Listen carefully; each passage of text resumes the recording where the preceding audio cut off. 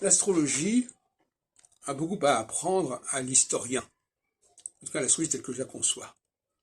Je pense que l'histoire de demain, la science historique de demain, n'aura rien à voir avec la science historique actuelle, même celle de la nouvelle histoire.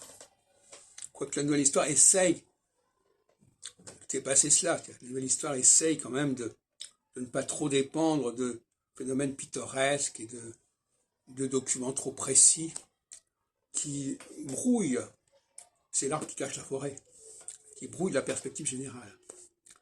Donc, demain, si l'astrologie arrive à s'imposer telle que je la conçois, on étudiera d'abord les structures cycliques. Puis ensuite, on verra comment ces structures cycliques ont impacté la société à telle et telle époque. Et jusqu'à quel point elles l'ont fait.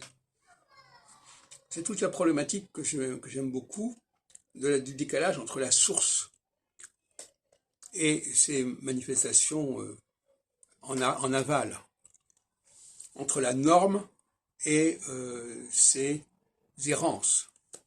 Eh bien là aussi, dans le domaine scientifique, il faut savoir ce qui est du côté de la norme et ce qui est du côté de l'errance. L'errance étant l'erreur aussi. Et justement, l'astrologie a vocation à déterminer la norme historique, alors que la science historique actuelle s'occupe uniquement de ses effets annexes. Moi-même, d'ailleurs, dans mon doctorat d'État en histoire, sur Nostradamus, j'ai beaucoup étudié justement les aléas de la transmission.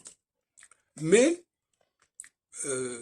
néanmoins, je suis quand même parvenu à compléter mon analyse par un certain nombre de raisonnements logiques, de démonstrations, et je n'en suis pas resté à la description bibliographique de bibliothécaires des documents qui nous sont parvenus. On a besoin d'une sorte de roman pour que ça tienne debout.